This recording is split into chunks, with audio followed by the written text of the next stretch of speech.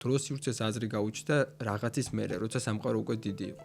ძალიან პატარა სკალაზე დროს სივრცე ფუნდამენტური არც კი არის ალბათ. ეს არის რაღაცა გრავიტაცია, რომელიც მუშაობს აინშტაინის ფარდობითობაში მაგალითად, ანუ მაკროსამყაროში, მაგრამ კვანტურ მექანიკაში სადაც უკვე მცირე ნაწილაკები შემოდის, ანუ კვარკები და ელექტრონები, მან არ გვესმის გრავიტაცია როგორ მუშაობს.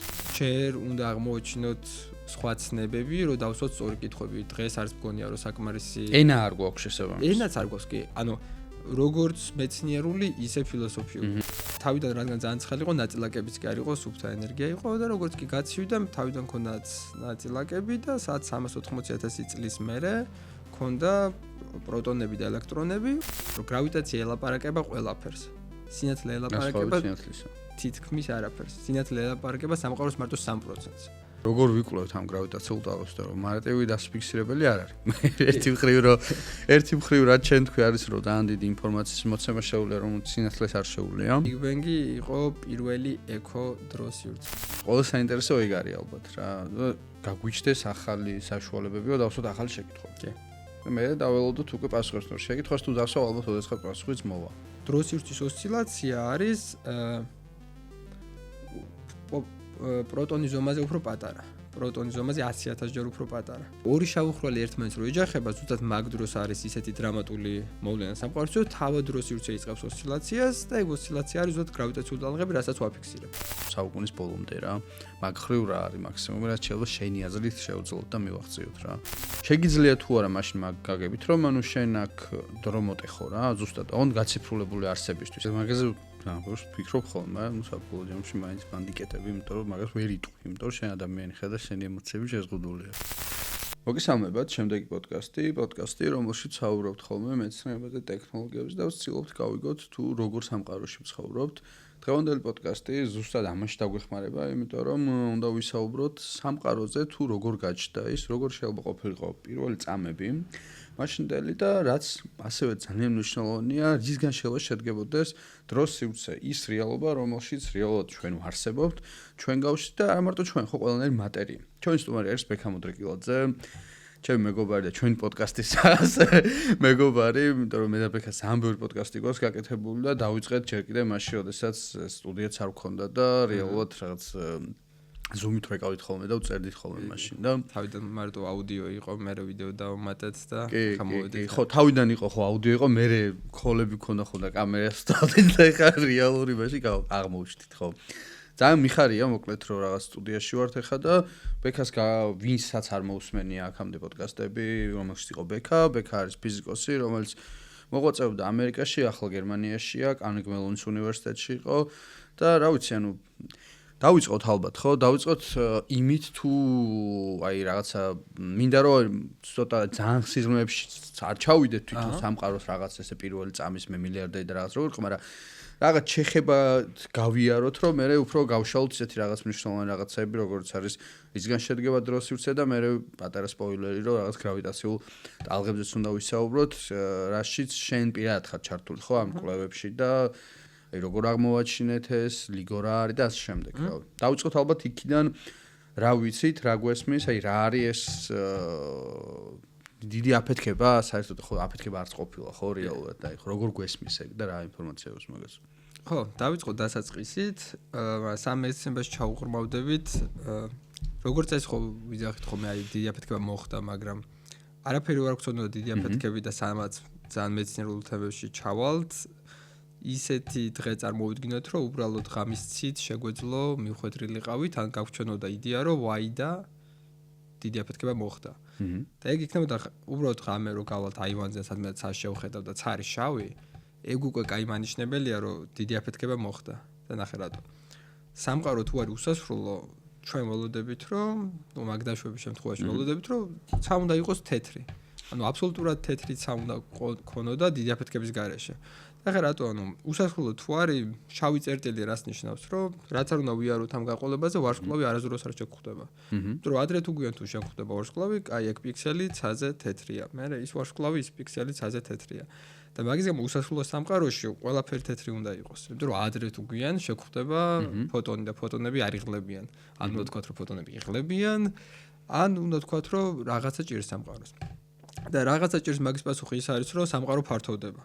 და სამყარო ფართოვდება ერთგვაროვნად. და წარმოგვიდგენია, რომ რაც შოთ რეზინა არის, რეზინას ვწელავთ, მაგრამ ნიშნავს, რომ უფრო შორს დაშორებული რაღაც, უფრო ჩქარა წავა ჩვენგან, იმიტომ რომ მეტი და მეტი ყველაფერი ერთდროულად ერთ სიჩქარე ჩორდება, მაგას ამბობ? თვითონ ლოკალურად ეს პიქსელები წარმოედგინე, რომ თითო პიქსელი ყოველ ჯერზე რაღაც ორმაგდება, ხო? მაგრამ შორს თუ არის ხო უფრო მეტი პიქსელია შუაში რაც ჩაეგვეხება. და მასე ძალიან ბევრი რომ ჩაეტენება და გაიზრდება, რაც უფრო შორს არის, უფრო ჩქარა მიდის ჩვენგან. მიუხედავად იმისა, რომ ნებისმიერ ადგილას რო დაჯდე, ხედავ რომ ერთნაირად იწალება. და მაგის გამო ახლა რაღაც მომენტში იქნება ისეთი ადგილი, სადაც უკვე სენსიჩქაზე ჩქარა მიდის. ჩვენგან ადგილი. ნუ მე მაგას დაუძახე თაბლის რადიუსი, მაგრამ სამ აქამდე მივალთ. ეგ არის მიზეზი თუ სამყარო რატო არ არის უბრალოდ ღამისსა რატო არ არის სრულიად თეთრი. იმის გამო რომ რაღაცის მერე სივრცე მიდის ჩვენგან უფრო ჩქარა, ვიდრე სინათლე და სინათლე იქიდან ჩვენსკენ თუ მორბის, ვერასოდეს ვერ აღწევს. როგორც არბენი ბილიკი თუ შენზე ჩქარი არის, ვერ გახვალ ბოლოში.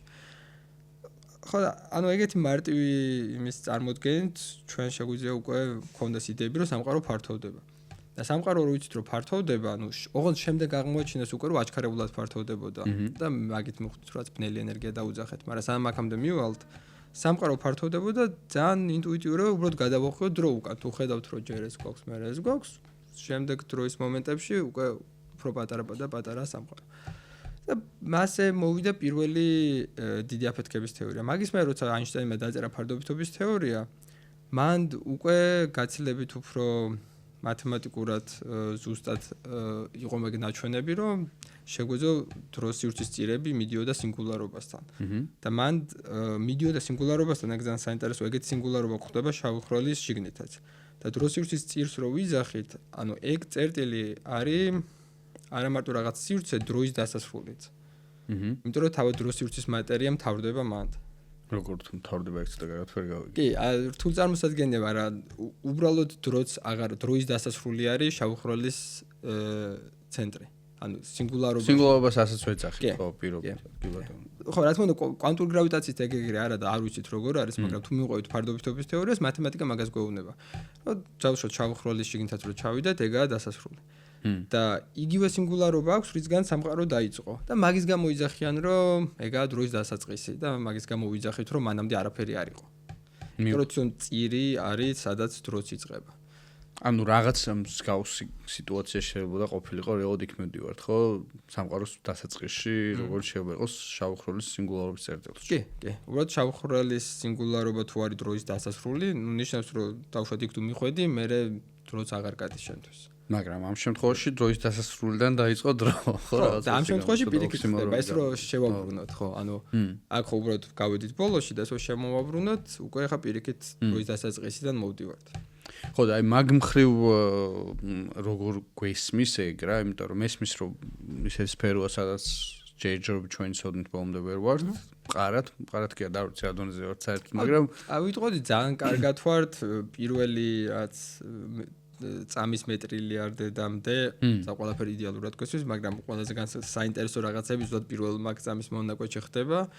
უბრალოდ მანდ არის ის, სადაც კვანტური გრავიტაცია გვჭირდება, მანდ არის ის, რომ კლასიკური გრავიტაცია თვითონ დროს სივრცეც აზრს კარგავს. ანუ დროს სივრცეს აზრი გაუჩნდა რაღაცის მერე, როცა სამყარო უკვე დიდი იყო.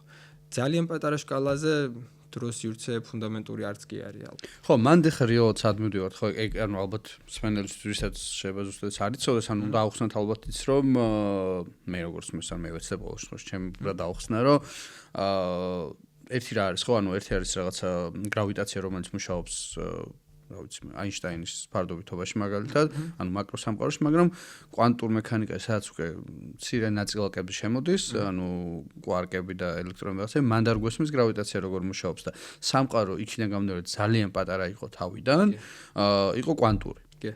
და თუ თვითონ მთელი ეს სამყარო, ანუ რომელიც შემდეგ გაფართოვდა და გადაიქცა ამხელად და შესაბამისად შემოვიდა ფარდობითობის რეალობა, ანუ მაკროსამყაროში შემოვიდა, მანამდე თლიანად კვანტურია. კი, აი შესაბამისად ჩვენ საწყისი მაგიტო არ გვესმის, რომ არ გვესმის კვანტური გრავიტაცია, იმიტომ რომ უბრალოდ ის თავიდან ბოლომდე სამყარო კვანტურია თავიდან. ზუსტად. აი სხვანაირად თუ დავინახოთ. მაგრამ ბოდიში ერთად შეკითხებ ეს კვანტური რა ეტაპზე მთავრდება დაახლოებით აი 100 მეტრილიონერი თუ რაღაც რო ახსენე მან მთავრდება ეს? ან კვანტური ეფექტების ხვებიც არის, მაგრამ მაგათ კვარკის დონეზე კვანტური ეფექტები გვესმის. მაგრამ კვარკები რა დონეზეც არიან, მან უკვე დროს-სივრცეს აზრი აქვს. მაგრამ უფრო პატარა შკალაზე, პლანკის შკალა რაც კიდევ უფრო პატარა, აი ეგ არის რაც არ გვესმის მანდ არაფერი. ხო. აი მაგის მან ხო და აი ეს კვანტური იმიდან საიდან მან გამოვდივარ 100 მეტრილიონერი თუ რაღაც რო ახსენე სადაც ხო ნუ ხო მე მილიარდედის მაგიდან გამოვდივართ უკვე იმიტომ რომ სამყარო იმხელა გახდა უკვე რომ უკვე დროს-სივრცე სტაბილურია კი აი დროს-სივრცე სტაბილურია ნიშნავს უფრო ისაც აღმოცენებითი კონცეფტი რომელსაც აზრი აქვს აი ჩვენ თუ ვართ ძალიან დაზუმული და ვუყურებთ ერთ მოლეკულას წყლის ერთ მოლეკულას სისველე ესეთი ცნება აზრი არ აქვს იმიტომ რომ ბურთია და დარბის ანუ როგორ უნდა თქვა სისველე სველია თუ არა მაგრამ ძალიან ბევრი მოლეკულები რო გვაქვს და გამოზუმული გვაქვს მე როგორ შეგვიძლია ვთქვა რომ ეს ნაჭერი სველია ან არ არის სველი ხო და ანუ რაღაცა შკალის შემდეგ აქვს ეძინება აზრი სისველეს და დროს-სივრცეც არა ეგრე ფუნდამენტური როგორც სისველი არის რაღაცა რომელსაც რაღაცის მერე აქვს აზრი დროს-სივრცესაც აქვს პლანკის შკალის ზემოთ აზრი იმ ქვემოთ საერთოდ სხვა რაღაცა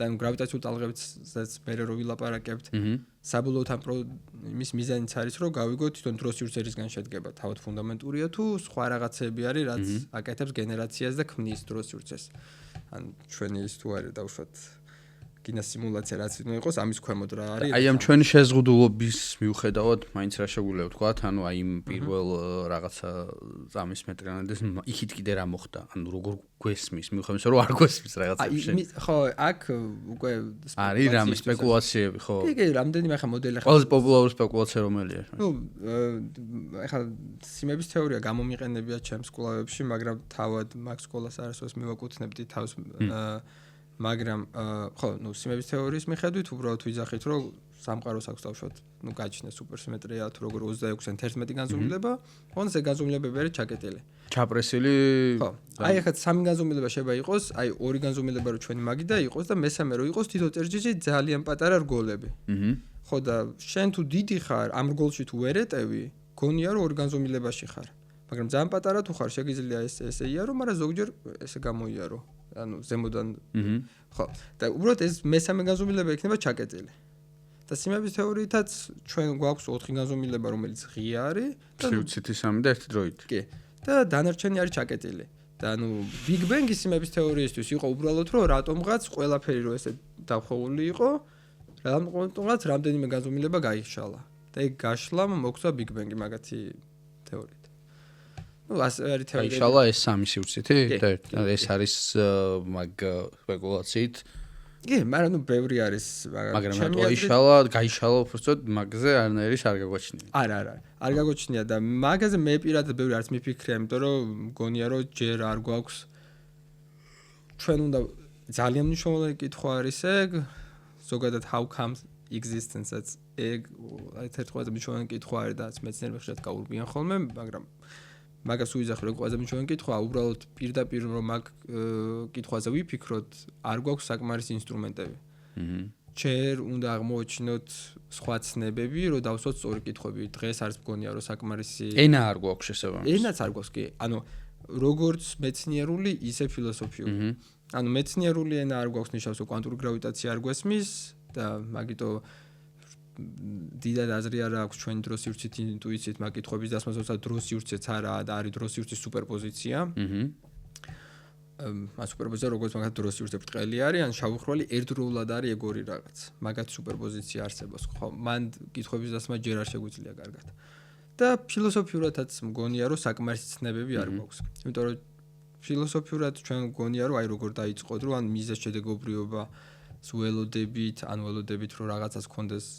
ადამიანური ინტუიციის გაგებთ აზრი და ეგ ცნებებიც ალბათ არ იქნება სწორი ანუ ფილოსოფიურადაც კი ახალი ცნებების აღმოჩენა დაგვჭირდება აი იმ დღეს რო გიყვებოდი ვიღაცამ რო გითხოს რა არის სამყაროს აზრი და დაუშვათ რომ ვიღაცამ გითხრა რომ არის სამყაროს აზრი როგორც ჰიჩჰაიკერის გალაქსი ხო მგონი მანდაც ფილოსოფიურადაც არის რომ 42 თუ რაღაცას ამბობს კი იმიტომ რომ თავ ultimate answer-ამდე ultimate question-ი უნდა გავიგოთ ხო ხო და ეგეთი პარადოქსი მაქვს აგებული, რატო ვერ ექნება სამყაროს აზრი. იმიტომ რომ დაუშვათ აქვს და ეს არის არავინ მაჩერებს რომ ვიკითხო, კაი ას აზრი რა არის. ნუ ვიღაცა მითხრა ბეს აზრი რა არის და შემიძლია ეგრე გავაგრძელო. და ან უსასრულოდ გავაგრძელებ და ეგეც არ იქნება აზრიანი. და რაღაც მომენტში თუ ვიტყვი, ოკეი, ეს უაზრობა, მაშინ მთელი ჯაჭვი ისიც უაზრობა ყოფილა, ისიც უაზრობა ყოფილა. და რა უნდა დავასკვან, რომ სამყაროს აზრი არა აქვს, მაგრამ ალბათ ის უნდა დავასკვან, რომ არც აზრიანია და არც უაზრო არის, რაღაც სხვა. რაზეც მე ვამბობ ხოლმე, ხო, მათ შორის ახლა ბოლოს რომ საუბრობთ, მას ჩემი მეგობრიც რო იყო, ანუ მანდ იყო ეგ, რომ მას მეაჩნია ხოლმე ესე უყურებს ფილოსოფიურად სამყაროს, რომ ადამიანის ცნობიერება შეუძლია ნებისმიერი რაღაცა ან გაშიფროს ინფორმაცია თუ შენ მას მიაწვდი ამ ინფორმაციას. ამ შემთხვევაში მიმწოდებელი არა უცხო პლანეტელი იქნება სიტყვა და შეიძლება იყოს მეცნიერება რა, მაგრამ ხო მე ჩემთვის მანდ არის ხოლმე შეიძლება რაღაცა ზღვარი იყოს ადამიანის ცნობიერების, იმიტომ რომ შენ თქვი იმ დღეს ზუსტად ეგ რო ანუ რაღაც სამყაროს არ აქვს ვალი ადამიანის ცნობიერებასთან, ხო? ანუ შესაბამისად რატომ უნდა გვეგონოს ის რომ მაიმუნის მაგვარმა ჰომინინმა რომელმაც რა ვიცი მეორე ხელი გამოუთავისუფლა, იმიტომ რომ ხისგან ჩამოვიდა და სიარული დაიწყო და მე ინსტრუმენტები შეიმუშავა და ცნობიერებაც გაუჩნდა, რომელიც კიდევ ცნობიერებაც არ გვესმარი, შეუძლია რომ გაშიფროს ყველაფერი, ხო? ანუ შეიძლება რაღაც ლიმიტი იყოს თვითონ ცნობიერებაში. აი ეგ არ ვიცი, ხო? აი ეგ ლიმიტი რომ ფუნდამენტური არის და ფინიტური. მაგრამ ეგ არ ურტყავს თვითონ მეცნიერების თავმოყარებას, რას გულისხმობთ? აი თვითონ მეცნიერების კონცეფციის თავმოყარებას, იმიტომ რომ მაშინ გამოდის რომ მიუხედავად იმისა, რომ მე შემეცნების გზაზე ვდგავარ და ეს მეცნიერება ამის ინსტრუმენტია, შეიძლება მივიდე იმ ზღვართან, რომ ამ მეცნიერებას იმიტომ არ შეუძლია რაღაც გამოგებს, იმიტომ რომ მე უბრალოდ არ მესმის ეს. კი, მაგრამ მაგისთვის ეგოს დათმობაა საჭირო, რომ პროგრესი მოვიდეს და ხალხს უჭერს. ერთ-ერთი მიზეზი, რაც დავუშვათ ხელოვნურ ინტელექტს მიმუშავია, არის ის ზუსტად, რომ ადამიანური ლოგიკა არის ფინიტური. ანუ რაც არ უნდა ანუ შეიძლება საკმარისი იყოს სამყაროს გასაგებად, არ ვიცი ზუსტად. მაგრამ ხელოვნურად მაინც შემიძლია ავაგო ისეთი ლოგიკები, რომელსაც ადამიანის ტვინი უბრალოდ ადამიანის ტვინში ვერ ჩაეტევა. არის ახლა მაგათად დაყოფადი ლოგიკები, რომ ფაქტორიზებადი იყოს და ქვე ლოგიკები გავიგო და მე ავაწყო, მაგრამ შეიძლება ისეთი ლოგიკა იყოს, რომელსაც ერთიანი სურათი გინდა ნახო. და ის ერთიანი სურათი შეიძლება უბრალოდ უფრო დიდი იყოს პეტაბაიტებში, ვიდრე ადამიანის ტვინი. ანუ უბრალოდ 0-1-ები ისე დავწერო, რომ უფრო გრძელი იყოს. და ნუ ეგ ყველაზე მოსაწყენი მაგალითია, იმიტომ რომ ხელოვნურად ვაკეთებ, მაგრამ ეგ მაგალითი უკვე ამტკიცებს, რომ შემიძლია შევქმნა ისეთი ლოგიკები, რომელსაც ადამიანის ტვინი არათუ დააგენერირებს, ვერასოდეს გაიაზრებს. რაც არ უნდა ჭკვიანი იყოს ან ეცადოს. ბიოლოგიურად შეუძლებელი იქნება. კი, იმიტომ რომ ზედაზღვარი აქვს ადამიანის ტვინის მეხსიერებას. მაგრამ მეხსიერების გარდა თუ შევხედავთ ნეირონულ ქსელს, ეგ არქიტექტურა არის კონკრეტული ტიპის არქიტექტურა. საკმაოდ ბევრ ამას ფარავს, მაგრამ ესე მგონია რომ მათემატიკაში ლოგიკების ოკეანე უფრო დიდი არის, ვიდრე ის კუნძულები. ან ჩვენ ტვინისთვის არის პატარა კუნძულები ამ ოკეანეში, რისი დაგენერირებაც შეუძლია. ან რისი გააზრებაც შეუძლია. და მეცნიერებისთვის ეგოსთვის დამრტყმელი არის, მაგრამ ზოგადად ეგოზე გადაბიჯების მერე მოდის ხოლმე ხშირად პროგრესი. და ერთ-ერთი ეგოზე გადაბიჯება არის ის, რომ ხელოვნური ინტელექტი გამოვიყენოთ არა რაღაცების გასამარტივებლად, არამედ ფუნდამენტური მეცნიერების გასაგებადაც, იმიტომ რომ ხელოვნური ინტელექტს შეუძლია მოგვცეს გარე ლოგიკები. ამ კუნძულების გარეთ გაცურვა ზუსტად მაგით გამოვიგვია, იმიტომ რომ მაგრამ მანდ არის ესეთი რაღაცა ბოდიშო შეგაწყვეტინე, მაგრამ ერთია რომ მან გაიგო. ხო. და მეორე რომ მე დავრჩი მაინც, ანუ შევქმენი ინსტრუმენტი. რავი, ცნობიერება და არა ცნობიერი და არა აქვს მნიშვნელობა. მან გაიგო, მაგრამ მე ისევ აუთსაიდში ვარ, ანუ აუთსაიდერი ვარ, ანუ იმან გაიგო და მე გარეთ დავრჩი რა. ნუ ხო, აი შემთხვევა იქნება, მაგათაც ეთლის გავიგეთ რა გაიგო. როგორ გაიგო შეიძლება ვერ აგვიხსნას. მაგრამ რა გაიგო გავიგე? აი ხო, მან მივდივართ იმაზე, რომ შენ ხარ რომ მოყვები და გისმენ. მე ვუშვებ რომ შეიძლება იქ ვერასოს ვერ გავიგო. შეიძლება თავად კვანტური გრავიტაციაც კი ისეთი რთული იყოს, რომ ჩვენ ვერ ჩავწევთ. ხო, მაგ შემთხვევაში უნდა ვიფიქროთ ჩვენივე ტვინის გაფართოებაზე. ხო, აი მან მივდივართ, მაგიტომ მე რაღაცა ეს პოსტჰუმანისტური მეებისკენ უფრო მაქვს, მაგიტომ მდრიკება, მგონია რომ ერთ-ერთი გამოსავალი სავარაუდოდ იქნება და თუ ჩავიკეტეთ რაღაც ჩვენ ნაჭუჭში, ამ შემთხვევაში შეიძლება უბრალოდ შევქმნათ ტიპი, რომელმაც გაიგო და ის სურო ჯერ ერთი ეჭვი მაქვს, რომ ის ესე ტიპი, რომელმაც ამას გაიგებს, ბოლომდე პატიოსად მოგემსახურებს, მაგრამ დაუშვათ მოგემსახურა ბოლომდე, შენ მაინც ვერ იგებ. კი, კი.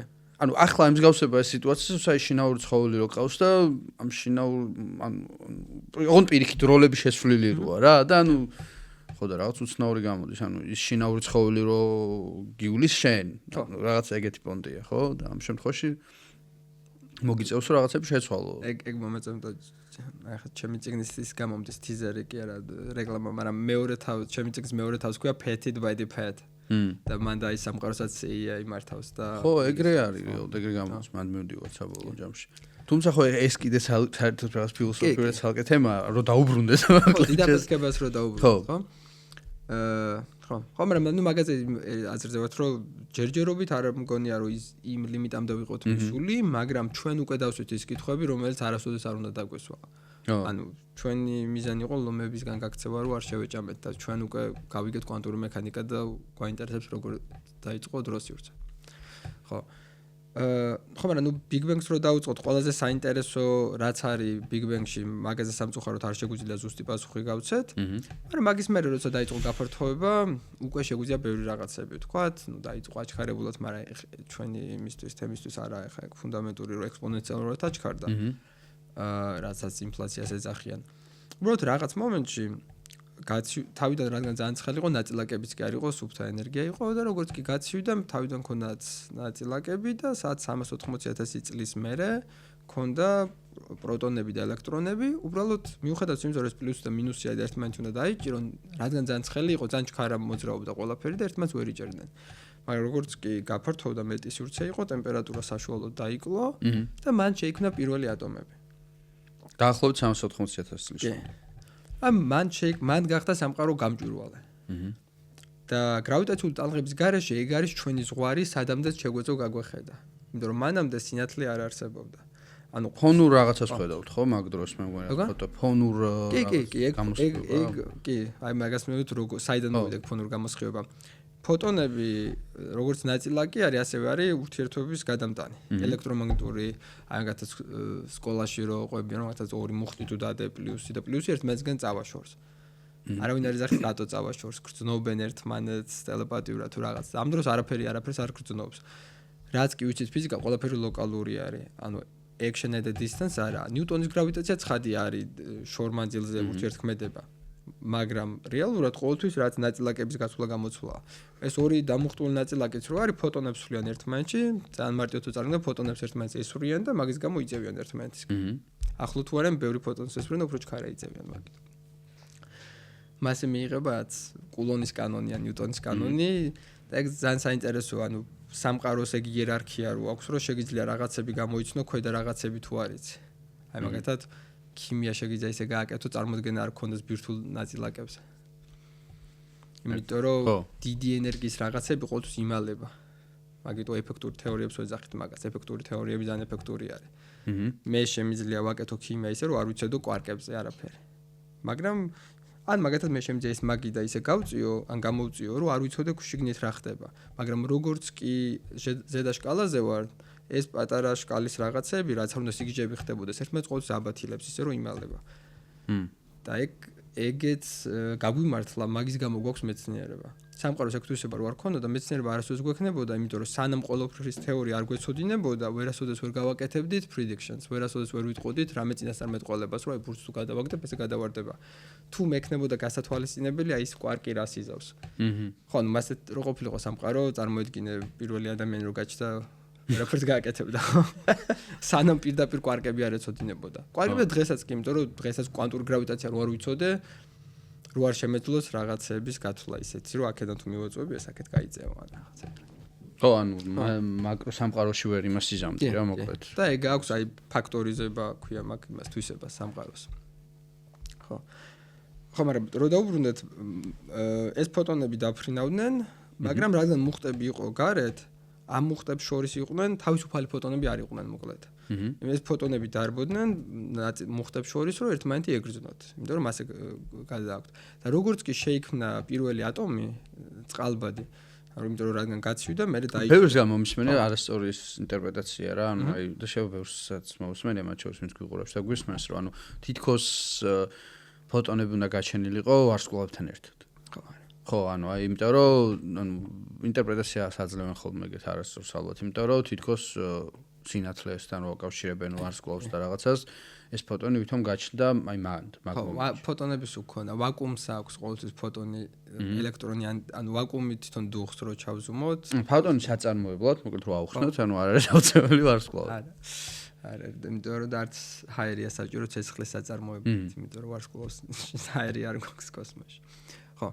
ხო, ამ ფოტონები არსებობენ და ნებისმიერი მუხტი თუ გვაქვს ნიშნავს, რომ ნებისმიერი მუხტის აქვს გარედან ფოტონები. ყოველთვის ეგ ფოტონები არის ურთიერთქმედების გადამტანი.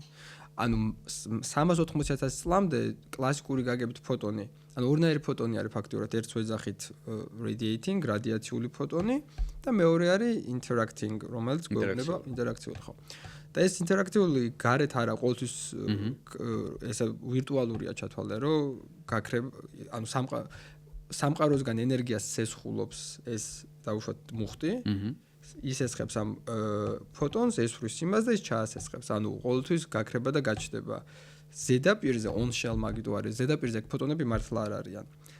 და ჩვენ რასაც ხედავთ მაგალითად რადიო ტალღები, Wi-Fi, სინათლე, ეგენი უკვე ზედაპირზე ფოტონები არიან. და ეგეთი ფოტონები გაჩნდა პირველად 380,000 წლის მერე, როცა შეიქმნა წყალბადი. იმიტომ რომ ეს წყალბადის ატომი გახდა ნეიტრალური, აღარ ქონდა მუხტი, იმიტომ რომ პლუსი და მინუსმა გააბათილა ერთმანეთს და ერთმანეთს შორის ეს ფოტონები აღარ დარბოდნენ. და როცა ეს მომენტი მოხდა, შუაში ხო იყვნენ ეს ფოტონები. ეს ფოტონები დარჩნენ უპატრონოდ. და ეს უპატრონო ფოტონები იყო ზუსტად ფონური რადიაცია. ეგ უპატრონო ფოტონები არის, რომ დღესაც კი შეგვიძლია დავინახოთ. რომელიც ძალიან გაცივდა, 3 კელვინი არის, ანუ -274 რად -270 ცელსიუსი არის სადღაც. ანუ 0 კელვინი არის აბსოლუტური 0. ხო და ეგ არის პირველი სამყაროს ფოტო. Cosmic Microwave Background მე თუ გინდა რომ დაადოთ ან მაყურებელმა ისექნა. ხო, ეგ არის სამყაროს პირველი ფოტო. მაგრამ ფოტო რაც კი შეგვიძლია დავინახოთ თვალებით. და აი გრავიტაციული ტალღები მეერე მოდის და მაგიტო არის ძალიან საინტერესო, რომ ჩვენ შეგვიძლია დავინახოთ რაღაცები მაგ მომენტამდეც. იმიტომ რომ სამყარო არსებობდა მანამდეც.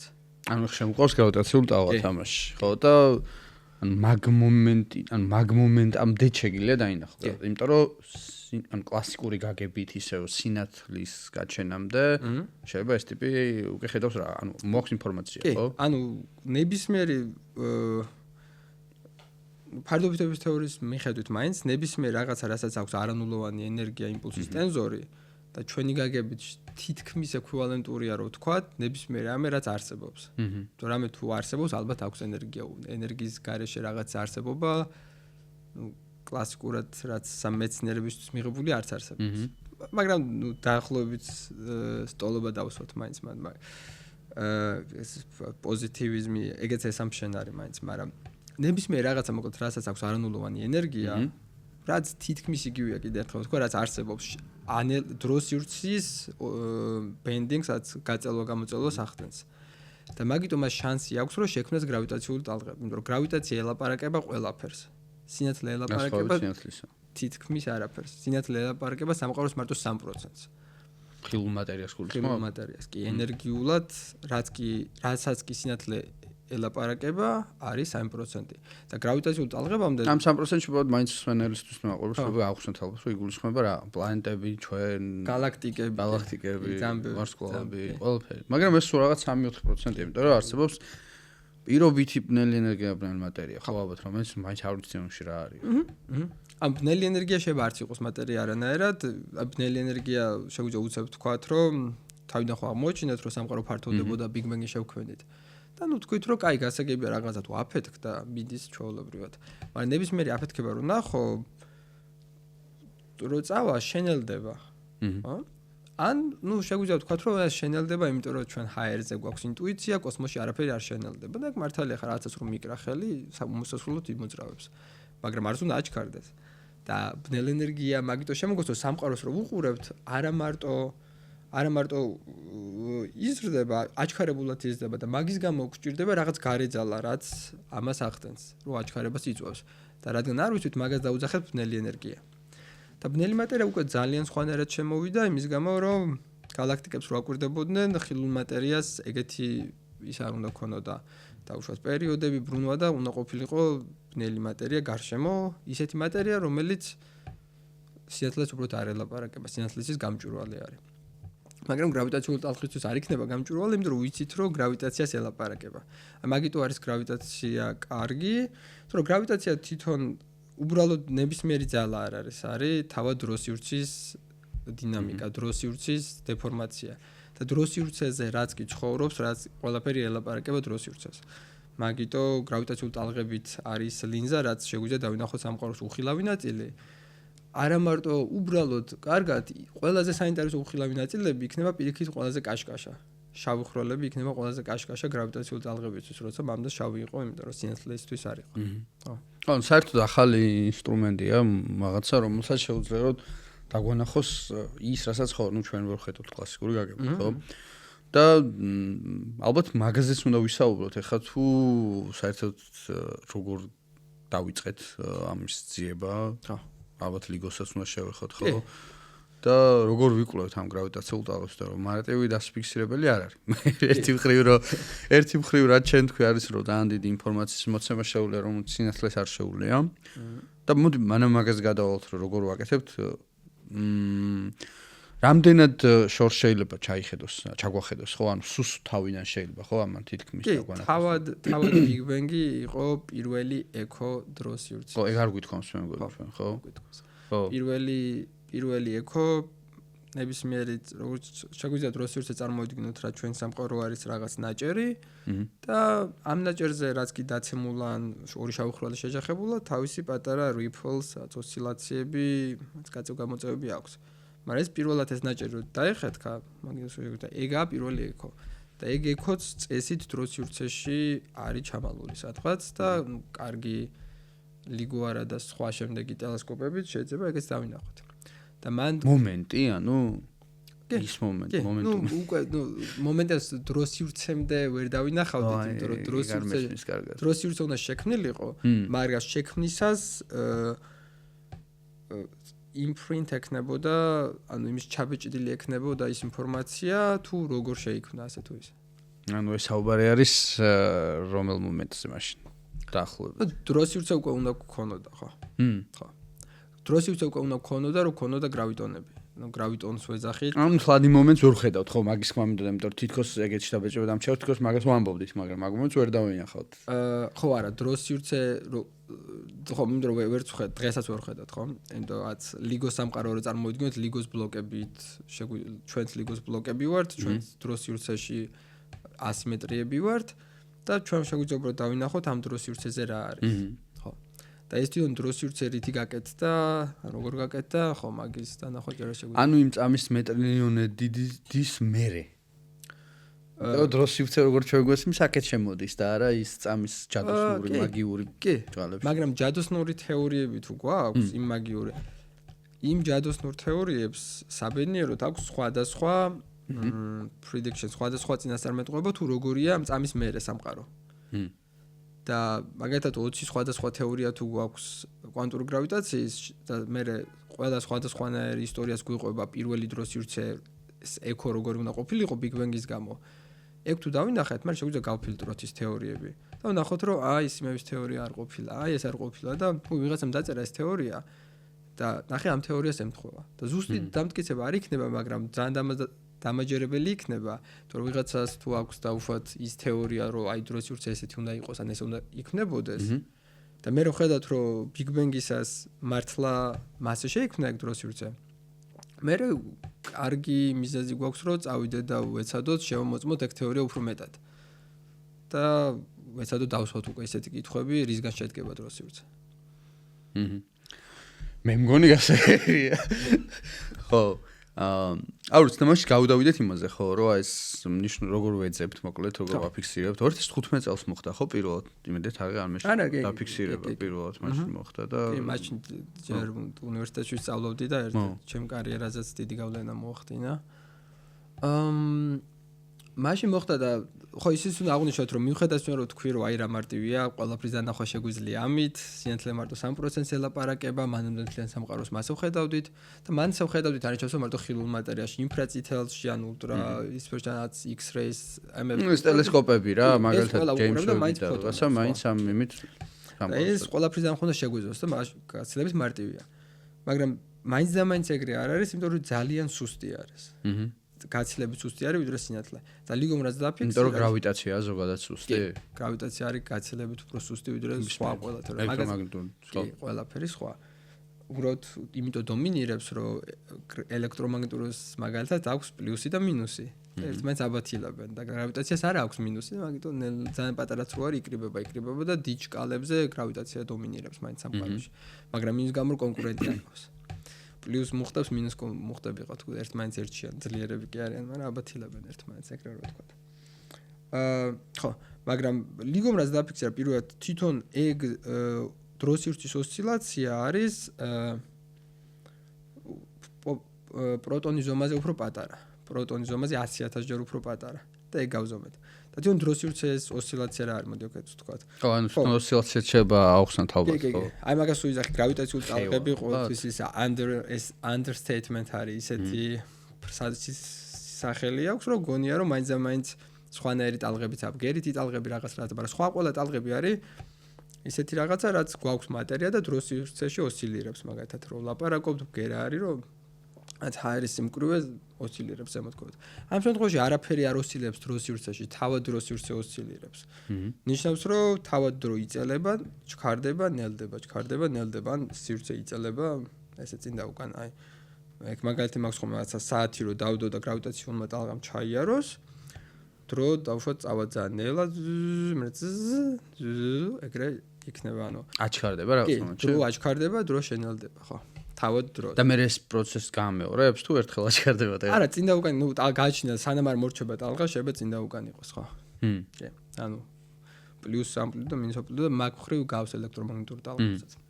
ნუ ესეც ვინც შეიძლება ბოლომდე კარგად ვერ გამოყენოს, ეს ალბათ იმით უნდა დავხსნათ, რომ დრო და სივრცე ერთმანეთთან არის დაკავშირებული, ხო? ანუ დრო და სივრცე არ არის ერთმანეთისგან გამოყოფილი და შესაბამისად თუ შენ მოახდენ ესეც მოქმედებას სივრცეზე, ახდენ ავტომატურად მოქმედებას დროზეც. და გაჩენ საიდან უყურებ, თუ მოძრაობ და უყურებ დრო. და ეს პოპულარულ ენაზეც უკვე ფარდობითობის თეორიიდან და ნუ რავი ინტერსტელარის სცენარების გავს ფილმებიდანაც ვიცით, ხო უკვე. დროში მოგზაურობაც ეგაა თეორია. უბრალოდ ხო ინტერსტელარის შემთხვევაში მარტო ერთი მიმართულებით ხდება, გვაქვს შავხრალი და ეს ანელებს დროს. აქ რაღაც ანელებს, რაღაც აჩქარებს, რაღაც ანელებს, რაღაც. ბოდიშმა, თუმცა თვად ეგრე არ არის, იმიტომ რომ ბოლოს ხო უკვე რაღაცაში რო ხდება დამატებით განზომილებების, რა ქვია, ტესტერის ვახსიტყვა ვერ გავიხსენე, მაგრამ მაგ ფიგურაში ხდება, სადაც წარსულს ხედავს. მომავალში ხო. კი, ნუ მან გარე განზომილებაში არის გასული და მაგიტო გეომეტრია. მეხუთე განზომილებიდან მეოთხე განზომილებაც გეომეტრიაა. და მაგიტო მარჯვენა და მარცხენას როგორც ვხედავთ ახლა, მომავალ ხვალს და გუჩინასაც ერთდროულად დრო ხდება გეომეტრია მანდ. კი. მამდენად შესაძლებელია ერთხელ თეორიულად. თუ არ თავს გარე განზომილება კი, არა ნამდვილად პრობლემა. მაგრამ ნუ ეგ ფარდობითობის თეორიის, ჩვენ ვიცით ჩვენ სამყარო უფრო რთულია ვიდრე ეგ. ამიტომ ვიტყოდი რომ დიდად არა შესაძლებელი, იმიტომ რომ დრო კვანტურ მექანიკას რო ჩავრთავთ, უფრო პრობლემური ხდება ეგ რაღაცები. იგივე არის აი სამეცნიერო ფანტასტიკაში გადაუხვიეთ უცებ, მაგრამ იგივე ერაიველი გამახსენდა, სადაც ამ უცხო ცივილიზაციას თუ გაქვს ან წაკითხული ნანახი ფილმი, ხო, მანდ არის რომ ანუ ეს უცხო ცივილიზაცია ხო რაღაც დროს ხედავს დაახლოებით ისე როგორც ჩვენ მოძრავთ წინ და უკან, ანუ სამსუჩის განზომილება, მაგათთვის დრო ხო რაღაც არ არსებობს რა. კი, მგონი მასე აჩვენებს ამის მომავალს. ხო, ანუ ეხა გამახსენდა უბრალოდ თითქოს ის ტიპი, რომელიც ინტერსტელარის პერსონაჟი იქ რო ჩადის, ანუ ამ ერაიველში თითქოს ეგრე ხედავენ მთლიანად დროს თავისთავადად. ეს არსებები, ეგეთი ევოლუცია აქვს განცდილი. ხო. ხო, დაუბრუნდეთ. ჩვენ დროს ეგეც კითხვა ესე ჩვენ დროს სივრცეში რამდენად შესაძლებელია ეგეთი არსების შექმნა. ხო, ეგაა ძალიან საინტერესო, ხო. აი მაგ ხრივ ერთ-ერთი რო ვიძახდი რომ AI-ის პლუსისა რო გარე ლოგიკებს გვიპოვის მეთქი.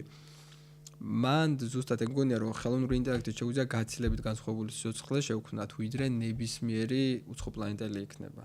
ნებისმიერი უცხო პლანეტელი რო ავიყვანოთ სადაც გალაქტიკის ბოლოდან იქნება რავი ჩვენი ბიძაშვილი ხელოვნური ინტელექტთან შედარებით.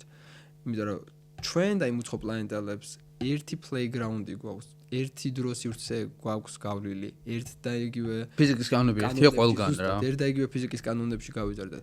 და AI-ისთვის დრო სხვანაირად გადის, ხო? შეუძლია გასები ჩქარა გავიდეს, უმეტი სერვერი დაამატე და კანონები სხვა ქონდეს. ანუ სხვანაირი კანონებითაა შეზღუდული. მაგიტო უფრო გარე ლოგიკების პონა შეუძლია. ნუ მაგის საწინააღმდეგო არგუმენტი ის არის, რომ დროის მოგება შეუძლია, ხო, ალბათ კლასიკური გაგებით, ანუ გულისხმობ იმას, რომ გაციფრულებაში შენ შეგიძლია რა მილიონი წელი გაიყვანო ისე რომ აქ გავიდეს ერთი წუთი, ხო? ზუსტად კი. ეგ ერთი პრაგმატული და მეორე ნეირონული ქსელი შეუძლია გაშალოს ნებისმიერად. კიდე ერთი გადახვევაა, მაგრამ შემოსმენელსაც დაინტერესებს და მე დამაინტერესა ყოველ შემთხვევაში, ანუ წარმოვიდგინოთ ცოტა მომავალს, სადაც გავაციფრულეთ სიცოცხლე და ჩვენ ვართ გაციფრულებული.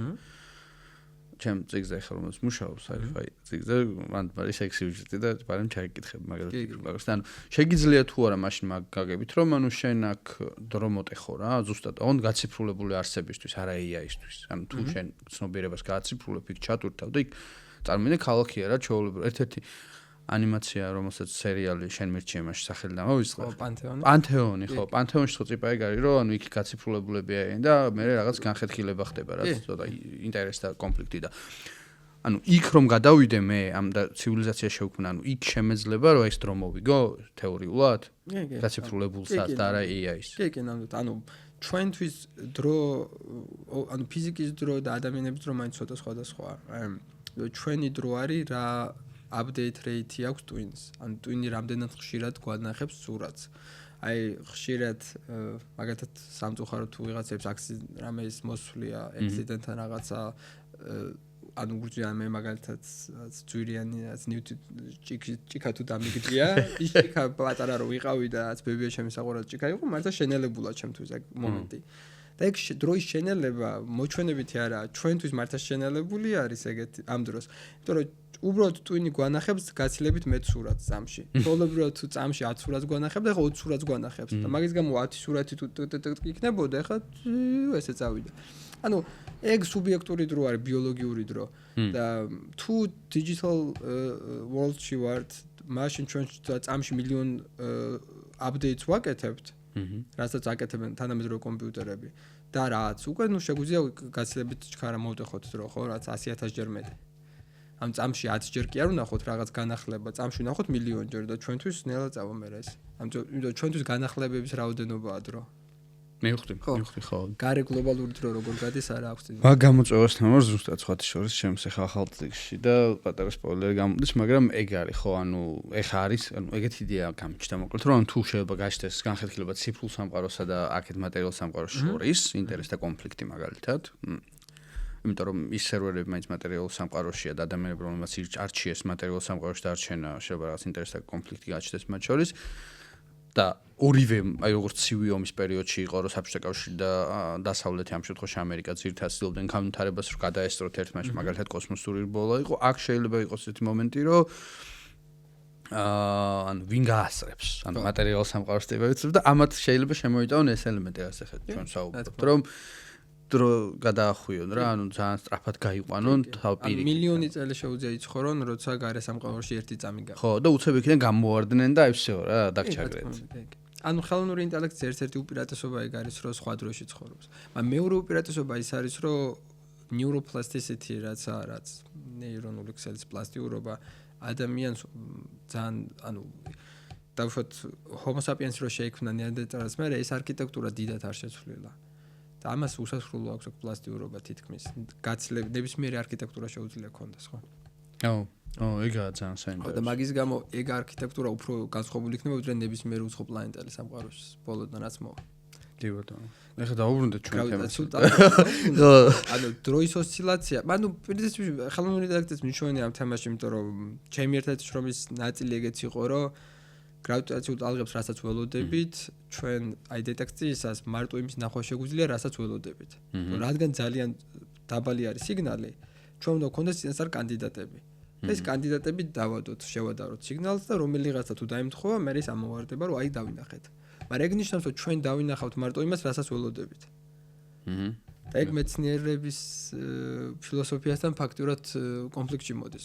და ჩვენ გვინდა რომ ეხლა ხო ვიძახდი რომ აი ყველაფერი ახალი რაღაც ნახვა შეგვიძლია ჩვენი მოლოდინების მიღმა უნდა გავიდეთ და დავინახოთ რაზეც თეორიებიც კი არ გქონია ეგრე არ გამოდის იმიტომ რომ ძალიან პატარა არის სიგნალი მაგიტო გვინდა რომ გქონდეს კანდიდატები და ეგეთი კანდიდატები იყო ლიგომ როგორც აღმოაჩინა კანდიდატები იყო რა შექმნიდა გრავიტაციულ ტალღებს ახლა მაგაზეც უნდა შეგვიძლია ვახსოვოთ რა შექმნის და მაგ დროს ჩვენ გვჭირდება ძალიან დიდი დრამატული მოვლენა სამყაროში რომ რაღაცა ფეთქდება კი მოდის ბგერითი ტალღები მაგრამ დროს სივრცეს დიდად არ ადარდებს ახლა რაღაც ატომური ბომბიც რო აფეთქდეს დიდი არაფერი არა დროს სივრცე წყნარადა უფრო დიდი აფეთქება გვჭირდება უფრო დიდი დრამატული მოვლენა ერთი იყო დიდი აფეთქება, მაგრამ დიდი აფეთქების დროს ძალიან გაიშალა რთულია მაგის ნახვა. მაგრამ სამყარო საბედნიეროდ შემოგთავაზა იდეალური ლაბორატორია ჩვენთვის. სადაც ეგეთი მაქსიმალური მაღალი ენერგიები მოდის და მაღალი ენერგიები არის ზუსტად ისეთი ადგილი, სადაც უნდა შემოწმოთ ჩვენი საუკეთესო თეორიები. და თუ ჩვენი თეორიები სადმე ცდება, ზუსტად მან ცდება.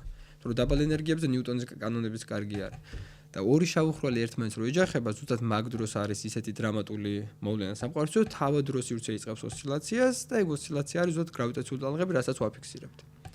ხო და ლიგომ რაც დააფიქსირა იყო, ჩამოწერა სხვადასხვა კანდიდატები, მაგალითად 10 და 10, 10 და 20 მზის მასის შავხროლი რო შეჯახებოდა ამდენი სპინით, იმდენი სპინით, 100,000 თუ მილიონი კანდიდატი ქონდა, ყველასთვის დათვალა როგორი გრავიტაციული ტალღა მოვიდოდა.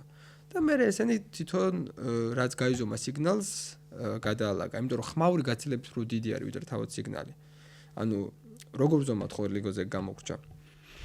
ანუ ჩვენ ხო თქვით რომ დრო იმაშრებოდა, რა ქვია, ირხეოდა თუ საათს დავდებდით. მაგას ერთად სივრცეც იწელება. და მაგიტო გვაქვს ლაზერები, ორი ლაზერი ორთოგონალურად და ეს ლაზერები ერთად მიდიან და მოდიან. მაგრამ ინტერფერენცია ხდება, ეგ არ გვჭირდება ხა. მაგრამ რადგან ორთოგონალური არის ერთს მოუწევს გრავიტაციული ტალღა, ან სივრცე ან ასე გაიწელება, ან საპირისპიროდ. და როგორც კი ერთ მიმართულებით გაივლის გრავიტაციული ტალღა, ამ ლაზერს უფრო გრძელი გზის გავლა უწევს. გაცილებით ნაკლები, ხო ვთქვით, ანუ პროტონზე გაცილებით პატარა. მაგრამ მაგას ვზომავთ. გაცილებით უფრო ნაკლები ან მეტის გავლა მოუწევს და ჩვენ დავინახავთ ზუსტად ამ ლაზერებს. რადგან გაიწელა, რომ ჩაგეკითხოს ეგ. ხო. ანუ ეს ლაზერები ერთმანეთს აღარ დაემთხვევიან, ანუ თუ გრავიტაციული ტალღა არ გადის, სწორი ხაზია, იმიტომ რომ ეს ლაზერები ემთხვევა ერთმანეთს. როგორც კი არ ემთხვევიან, ზემოთ-ქვემოთ ჩადის, იმიტომ რომ ხან მეტის გავლა უწევს. გრავიტაცია თუ გაივლის, იქ ესე ეგეთი ეფექტს ტოვებს უბრალოდ. კი. და ჩვენ დავინახავთ, რომ ესეთი რაღაც გააკეთეს ლაზერებმა. ოღონდ ხმაურის გამოც აკეთებენ. ანუ მეზობელ შტატში ვიღაცამ რომ ასე მანქანა გაატაროსანაც ტექტონიკური ფილები მოძრაობდნენ და ესა აი ხავთ მაგიტო ახალ ლიგოს შემდეგ თაობის იმას რო ვაშენებთ აინშტაინის ტელესკოპი, რასაც ერქმევა. მან სანამ აგვიშენებია დიდი ხანი გრძელდება არჩევა სადავაშენოთ. და გეოფიზიკოსებთან ერთად მიდის კოლაბორაცია, რო არჩიონ ისეთი ადგილი, სადაც რაც შეება გეოფიზიკურად ჩუმი ადგილი იქნება. იმიტომ რომ ის ხმაური გაცილებით მეტია. ეს ხმაური რადგან გაცილებით მეტია, ჩვენ გვჭირდება კანდიდატები დავადოთ და კანდიდატს ფაქტურად წარმოიდგინე რაც ხმაურია და ზემოდან ამას დაადებ და უყურებ რამე თუ ემთხვევა. და ხმაური და შენ კანდიდატ შორის ყველაფერი გაიფილტრება, იმიტომ რომ ერთმანეთში კორელაცია არ არის და კანდიდატს და სიგნალს შორის ეს გამოარკვევს მოკლედ სიგნალს. და ხელოვნური ინტელექტის როლი მან შემოდის, ჩემი პროგრამა რაც იყო და ნუ ხაც არის, რომ ჩვენ უნდა გავიდეთ ამის მიღმა, ჩვენი მოლოდინების მიღმა უნდა გავიდეთ. ეს კანდიდატები რაც ადამიანებმა დაწერეს, ეგ მაქსიმუმ შემოწმებს იმ თეორიებს, რაც უკვე გვაქვს. და როგორ უნდა გავიდეთ ახალ იმამდე. ხელოვნური ინტელექტს უნდა დავგენერირებინოთ ახალი კანდიდატები. და როგორც მაგალითად ანახებ კატების სურათს და ახალ კატებს აგენერირებს, ისე ვავარჯიშე ხელოვნური ინტელექტი, რომ დაგენერირებინა ახალი კანდიდატები. და ეს ახალი კანდიდატები მე უკვე შემოწმდება გრავიტაციულ ტალღებს. ვაუ. მაგრამ ეს გვაძლევს საშუალებას, რომ გქონდეს წვდომა ენერგიებზე, რომელზეც ვერც კი ვიოცნებებდით ამაჩქარებლების ფიზიკით. აი ხა გერმანიაში სადაც ვარდაც მან როგორც ელექტრონის და პოზიტრონის დაჯახების ამაჩქარებელი იყო CERN-ს რო ქონდა მე, კარგი არის ეგ, მაგრამ საკმარისი ენერგიის არა, აი პლანკის სკალა რო თქვი, ხო? რაც რო დავინახოთ, მაგ ზომამდე რო ჩავიდეთ, ამაჩქარებელი გვჭირდება galaktikis ზომის. ჩვენი galaktikis ზომის, სადაც 600 მილიარდი ვარსკვლავია. ზომის ამაჩქარებელი თუ გვაქვს, მე შეგვიძლია დავინახოთ თუ რა ხდება იმ სკალაზე. და საბედნიეროდ სამყარო გვთავაზობს უფასოდ ამ ლაბორატორიებს, რომლებიც არის შავხროლების შეჯახება. ხო და მეორე დავშვათ გარღვევა რაც ვქონდა, მან დავამატე ის, რომ აი ბნელ მატერიასაც შევკრათ ახლა. ხო, ბნელი მატერია ხო თქვით, რომ მაგასაც ვერ ვხედავდით. მანამდე რაც კი დათვლები იყო, რაც გასაგებია, იმიტომ რომ ძალიან ძნელია, ხო, ამის დათვლა ერთი შავხროლიც კი რთული არის მათემატიკურად. და წარმოიდგინე ორი შავხროლი ერთმანეთს ეჯახება. მაგ დროს სივრცის დათვლა. ეს დათვლები იყო ვაკუუმში, დაშვება იყო, რომ ეს ორი შავხროლი ვაკუუმში ეჯახება. რაც არასწორი არის. ხანდახან სწორი არის, მაგრამ ამ შავხროლებს გარშემო galaktikები აქვს, გარშემო მასა აქვს. რეალურად ესენი არიან სითხეში. ანუ უბრალოდ რაღაცები ამოიღეს იმის გამო, რომ გამარტივებულიყო დათვლა? კი. ანუ აქამდე რაც მაგრამ რამდენად ზუსტ ინფორმაციას მოგცემს ეგეთი ამოღება? ასე თუ ისე ზუსტ, იმიტომ რომ შავხრალები გაცილებით მძიმე არის, ვიდრე გარშემო რაღაც.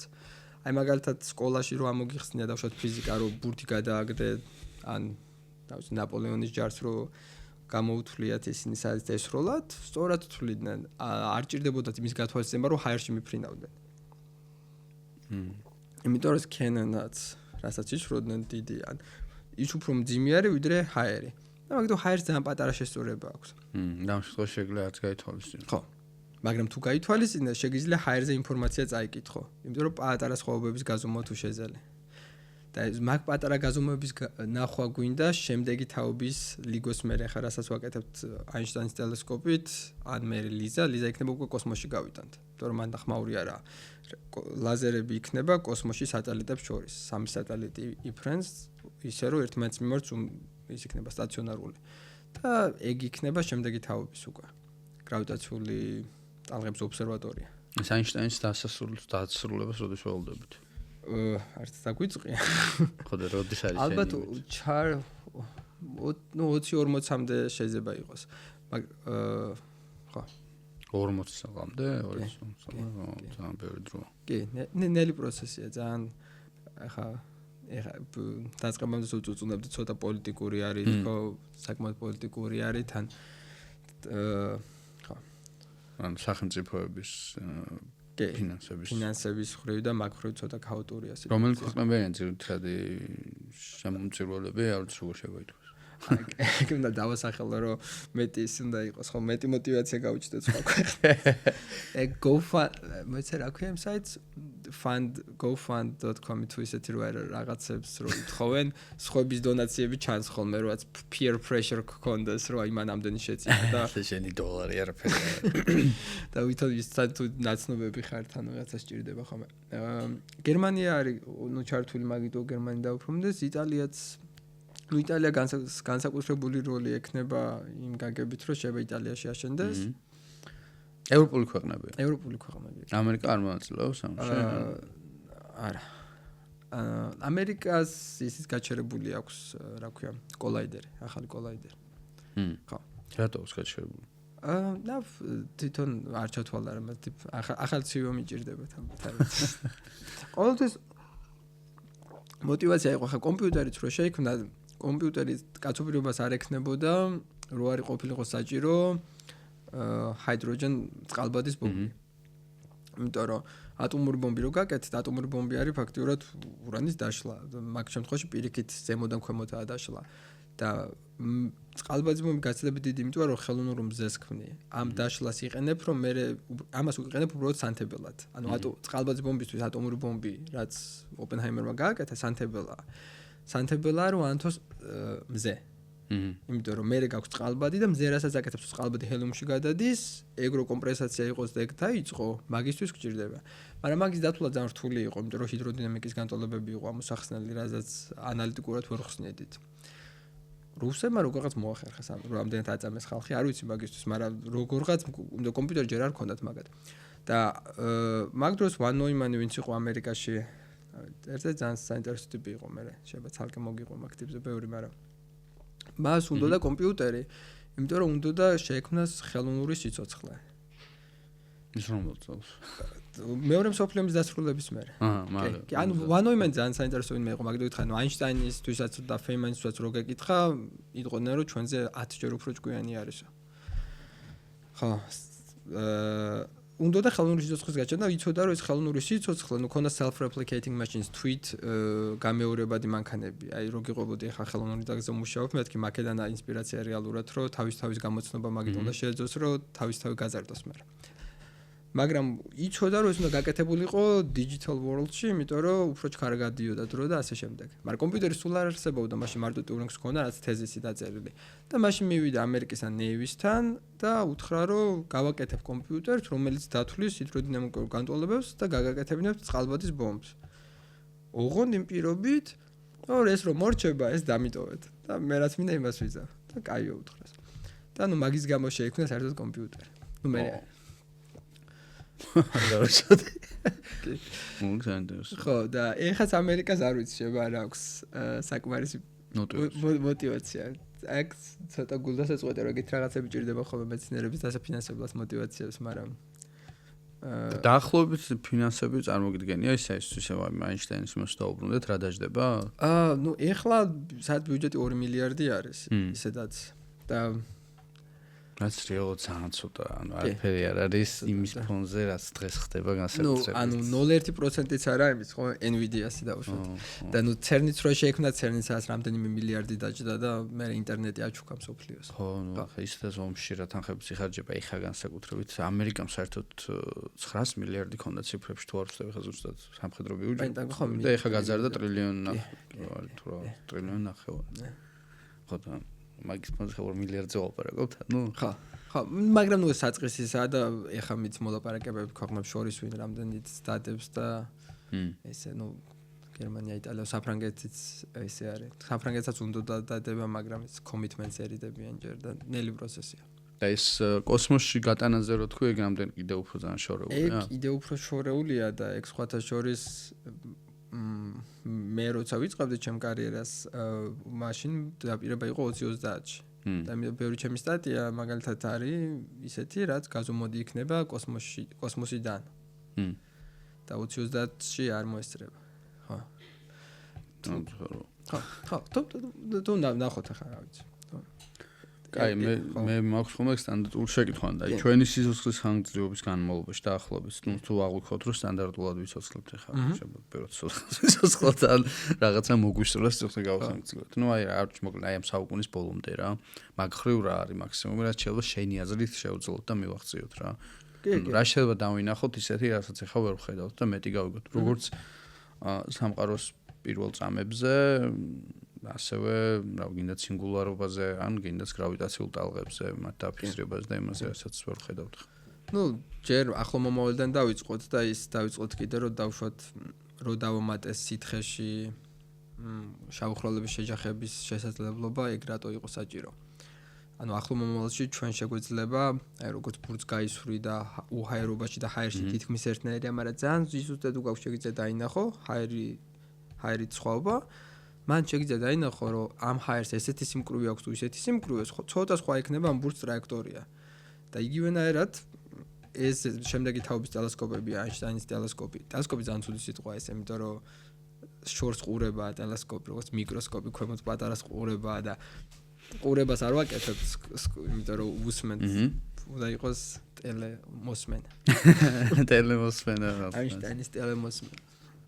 ხო ამ აინშტაინის ტელესკოპით შეგვიძლია მაგეების გარჩევა მაქსი ზუსტით და მაგით შეგვიძლია წავიკითხოთ ეს ბნელი მატერია, რაც აქამდე სამყაროს 30%-ია და რაც მანდ უხილავი იყო. ჩვენ ხო ვიცით უკვე ჩვენ გვაქვს ფორმალიზმი, რომელიც გვეუბნება შავხროლები რო შეეჯახებიან არა ვაკუუმში, არამედ რაღაც ნებისმიერ სითხეში. და ეს სითხე არა მაინც წყალი ან რაღაც, ხო? ბნელი მატერია, ან თვითონ აკრეციული დისკი, ან ნებულა, ეგეთი რაღაცები, როგორ შეიცვლება ეს გრავიტაციული ტალღები. და როგორც კი მაგ გრავიტაციულ ტალღას გავზომავთ, მე შევადარებთ, შეგვიძლია ამოვიკითხოთ ბნელი მატერიის properties-აც, თვისებები და ასე შემდეგ. ანუ სადაც იმედი მაქვს, რომ მომავალ წელიწადში ბნელი მატერიის ეგრეთ წაკითხვა შეგვიძლია. ახლა ანუ ვინც გვიყურებს იმის გასვლის ალბათ პროგრესები იყოს, ბნელი ენერგიას გასაგები რომ ვერც ვაცნებობთ ჩემს დაფიქსირებაზე, მაგრამ ბნელი მატერიის ანალოგიურად ვერ ვახერხებთ დაფიქსირებას, თუმცა რაღაცა კვლევები ხო იყო რომ გრავიტაციულად სინათლესთან ურთიერთქმედებს, მაგათად ხედავენ ლენზინგს, რომ მაგათ შავხროლს რო ჩაუვლის სინათლე, თუ ხედავთ არაფერია, ხო ლინზირებას, ეს მოუხავს რაღაცა მასში შეგვიძლია, მაგრამ თვითონ თვისებებს ვერ ვკითხულობთ, მაგათად მუხტი აქვს, რა სიმკვრივე აქვს, რა წნევა აქვს. და მაგით შეგვიძლია მე აღვადგინოთ რა ნაწილაკი არის, ან როგორი ნაწილაკია. ან იქნებს არა ნაწილაკი და რაღაც სხვა არის. და ეს იქნება ჩემი აზრით ყველაზე პირდაპირი გზა, როგორც რო წავიკითხოთ ბნელი მატერია. და ბნელი ენერგია შეიძლება ისე აიხსნას, აი შემდეგი პოდკასტისთვის რაც შეგვირდი რომ მოვყვები, ეგ ახსნის ბუნებრივად ბნელ ენერგიას. ხო, პოტენციალი აქვს ხოლმე. კი. ხო. ანუ ეგ არის მოკლედ რაც შეგვიძლია რომ ეგ არის შემდეგი 10 წელი, ხო. მაგრამ ჩვენ ცხოვრებაში საბოლოოდ თუ გავიგებთ რისგან შედგება დროს? 40 წელიწადში. კი. ან კვანტურ გრავიტაცია თუ შევქმნით, კი, მე და რამდენად ახლოს ვართ შენი ეს ეხა ამ წამს ამ გადმოსახედიდან მაგასთან თუ ძალიან ოცნებაა ჯერ კიდევ ეგეთი. როგორ ატყობ შენ?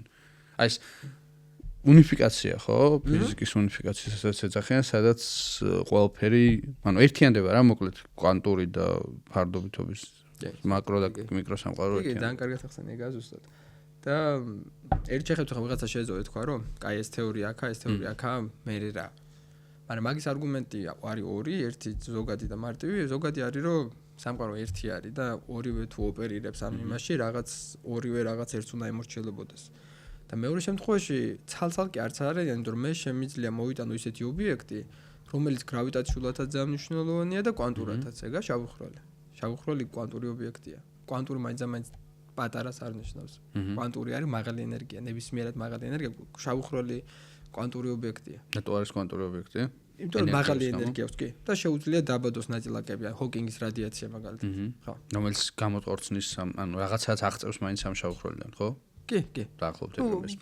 მის ეგეც ვაკუუმისგან სესხულობს ნაწილაკ ანტინაწილაკს და ეგ გამოდის. და ნუ ავართლებას ახდენს. მაგრამ ეგ არის კვანტური ფენომენი. შავი ხვრელის ტემპერატურა არის კვანტური ფენომენი. ანუ იმდენად მაღალი ტემპერატურა, რომ იქ ნაწილაკები არა, პირიქით დაბალიც არის. უბრალოდ ჩვენ წარმოიდგინე გვაქვს უწყვეტი მდინარე. ამ უწყვეტ მდინარეში გვაქვს ეს ტალღები. ამ ტალღას თავიცა აქვს და ბოლოც. ანუ მოწყვეტილი ტალღა არის ნაწილაკი. თუ ეს ტალღა არსებობს, ეგენი ვაკუუმში არიან. თუ მოწყდა ტალღა, ეგ უკვე რაღაც არის და მაგას ცოტა ამობერილია, ხო? და თუ ჩვენ ტალღები გვაქვს, მაგრამ შუაში ჩვენ სინკ გავაკეთეთ ამ მდინარეში, ხო? რაც მარტივი ერთგანზომილება რო წამოს სინკაც წყალი რო ჩაედინება, უცებ. ეგ იქნება შავი ხვრელი. ან ჩვენ თუ გვაქვს ესეთი მორევი, სადაც ძალიან ჩქარა მიედინება წყალი, ეგ ტალღები გაწყდებიან. და ეს ტალღა რომ მოდიოდა, ამ ტალღის მეორე ნაწილი აქეთ ჩავარდება და ეს აქეთ გამოვარდება. და ეს აქეთ გამოვარდნილი არის ის ჰოკინგის რადიაცია, ეს ჰოკინგის გამოტყორცნილი. გამოტყორცნილი, კი, კი. იმიტომ რომ ხო, მე მაინც მესმოდა, იმიტომ რომ რადგან სუპერპოზიცია აქვს ნაწილაკს, მაგიტო ჩდება ეგ, ანუ. ნუ ეს ერთი შეხედვით არის, რომ თქვათ ნაწილაკი და ანტინაწილაკი შეიქმნა და რატომღაც ნაწილაკი ანტინაწილაკი შეიქმნა ჰორიზონტის აქეთ და ზეგი და მესმოდა, ხო. კი, კი, კი, მაგრამ ნუ ჰოკინგ მაგას დაამტკიცა უფრო სწორი არის, რომ კვანტური ველები გვაქვს და კვანტური ველები თვითონ ნაწილაკი ბურთი არა. თვითონ ნაწილაკი ზომამთლიანი სამყაროა, უბრალოდ გაშლილია. და ამ გაშლილ ტალღას disruptions უკეთებთ, როცა გვაქვს ჩვენ ჰორიზონტი. გასაგები. ანუ საბოლოო ჯამში მოკლედ შეგვიძლია ალბათ შეჯამებისკენ წავიდეთ. რამე თუ არის ესეთი მნიშვნელოვანი რაც არ უნდა გამოგვშის, მაგალითად შეგვიძლია უცებად ვისაუბროთ. თუ არა შეგვიძლია იმას შეჯამებისკენ წავიდეთ. ალბათ. ხო, და ანუ ეგ არის რომ მოკლედ საბოლოო ჯამში რეალურია შენთვის ეგ რომ 50 წელიწადში მოვახერხოთ ეს უნიფიკაცია. კი, კი. ნუ სხვა რამეს გავაკეთებდი ცხოვრებაში, მაგის რომ ჯეროდეს. მაგის რომ ჯერა, ხო, რო არ ვბლეფობ ჩემი არჩევანიდან ჩანს, მაგრამ ნუ მაღალი ალბათობა არ მგონია რომ იყოს, ხო? მეთყოდი რა, 15%, 10%. კი, არა, მაგრამ მაგათაც 90%-ით რო ვიცოდე რომ წავალ Wall Street-ზე და რაც მილიარდერი ვიქნები, რაც შეიძლება ჩემი დელუზია, მაგრამ რთული არ მგონია. მაინც ჩემთვის არის ვიღაცა, ვისაც კარგი მათემატიკის პროფეშენცი აქვს, ხო? საიმონსმა გააკეთა მაგათაც 2 წელიწადში 100 მილიარდი იშოვა Wall Street-ზე. მაგ რაღაცის 90%-ით მილიარდერობას 10%-ით დროს ირცე როგორ შედგება მაგის გაგება, ამის 10% უფრო მეტი არის. მაგის გამო მაინც დაბალი ალბათობაც კი 10%-ით ძალიან ბევრი არის იმის мотиваციისთვის რომ ვაკეთო ის რასაც ვაკეთებ. ხო. ხო. და ეს 10% თუ ახსრულდა. კი. მაშინ რას შეიძლება შეიცვალოს საბოლოოდ? მე დავიწყოთ დროს ირცის ინჟინერია და გავაჩეროთ დრო, რომ მე მეტი დრო გქონდა სამყაროს აზრის გასაგებად. იმიტომ რომ გაჩერებულ დროზე მეტი შანსი გვაქვს. ეგ შესაძლებელია? პირველ არა, უკვდავების ეგეთი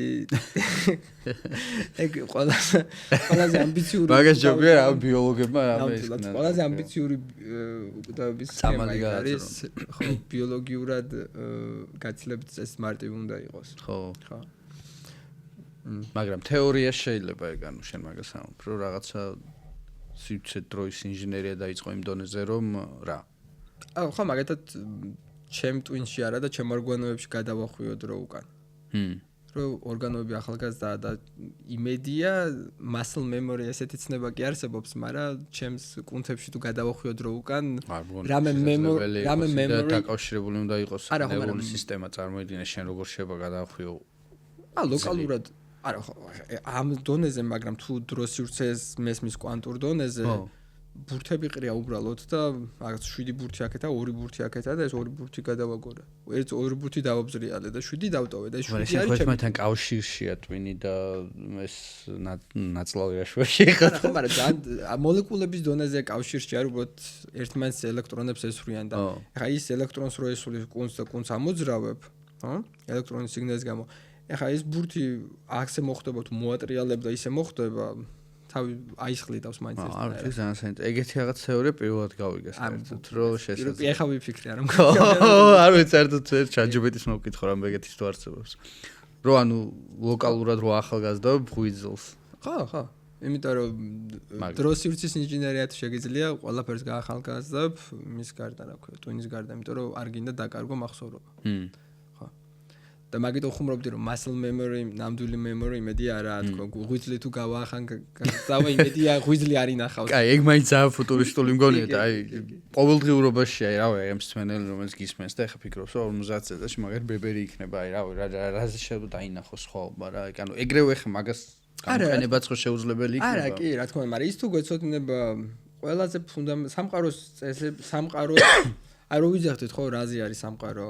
სანამ აკითხავს რატო ვერსოთ მაკითხავს არც კი ვიცით რისგან შედგება სამყარო და ყველაზე ფუნდამენტური თამაშის წესები რაც აქვს სამყაროს ამ ფრეიმვორკში რისი დანახვაც შეგვიძლია მაგას წავიკითხავთ.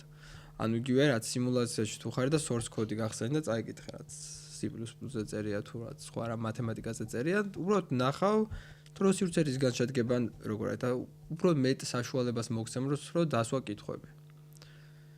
ან გქონდეს უფრო კითხვის დასმის საშუალებები გაჩნდება მე. ხა როგორც ვიძახდით, ხო, ანუ კითხვის დასმის საშუალებაც კი არ გვაქვს. რაც ალბათ ყველაზე. ხო, ეგ არის რა მნიშვნელოვანი ყველაზე მეტად, რომ გქონდეს საშუალება დასვა კითხვები. იმიტომ რომ მაგალითად ადამიანი ერთ-ერთი არსება, რომელსაც შეუძლია დასვას კითხვები, ხო, საერთოდ და ეგ მაგის მთავარი ალბათ ბენეფიტი რა, ანუ რამაც საბოლოო ჯამში მოგვიყვანა აქამდე, იმიტომ რომ სხვა ცხოველები ხო შეკითხვა და არ სხვავენ. ყვავების სხვავენ. შეკითხვას? ყვავები რო კვდებიან, ხო, იკრიბებიან და ერთად რატომ მოკვდა ეს ყვავიო? და რატომ მოკვდა ეს ყვავიო? მაგრამ ხო არ მგონია. მან ზუსტი თეორიები არა, ვიღაცა იძახის ისე გლოვობენო, ვიღაცა იძახის რომ ერთმანეთს აფრთხილებენო და ნუ მაგის გაზვიადება არის რომ თითქოს. მაგრამ აი სევდაც არ მგონია მაინც დასმულ შეკითხვასთან იყოს ანუ. AI-ისთვის საინტერესო მაგითაც აი ხა სევდა და ეგენ ხო საინტერესო არის ადამიანს ხო აქვს ბევრი ისეთი ემოციაც, უბრალოდ უფრო ჭკვიანები ხო არ ვარ სხვა ცხოველებზე. ისეთი ემოციებიც გვაქვს რაც სხვას არ აქვს. და twin-ის გაფართოება აი შენ რომ მოგწონს ეგ იდეა მაგიტოც არის კარგი უბრალოდ იმიტომ კი არა რომ სამყაროს აზრს გაიგებ ან ჭადრაკს უკეთესად ითამაშებ ან მაგარ ამოცანებს ამოხსნი ისეთი ემოციები როგორიც გვაქვს ჩვენ სევდა როგორც თქვიან ემპათია რა ახალი ემოციები შეიძლება არსებობდეს იმიტომ რომ ეგ ემოციებიც სამყაროში computation-ების ისა emergency და სამყაროში რა არის highest complexity of intelligence, highest complexity of emotions, მაქსიმალური კომპლექსურობა რა არის? ანუ ჩვენივე სამყაროში რამდენი განსხვავებული ემოციები შეიძლება არსებობდეს, რამდენი განსხვავებული ფიქრები შეიძლება არსებობდეს და ლოგიკები. მაგროვაც საინტერესოა კითხვა. კი ბატონო.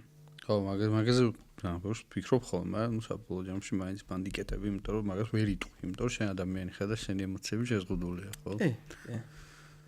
კი ბატონო. ხო, არ ვიცი, მადლობა მოკლედ რომ ჩვენც ერთი ყავი, ძალიან საინტერესო იყო, ბევრი რაღაცა გავიგე ახალი დარწმუნებულობა ჩვენ მაყურებელმაც და მსმენელმაც და ავი ხო დაველოდოთ მოკლედ რა იქნება, რა გველოდება, იმიტომ რომ ძალიან საინტერესო, ყველა საინტერესო ეგ არის ალბათ რა, გაგვიჩნდეს ახალი საშუალებები და დავსვათ ახალი შეკითხვები. კი.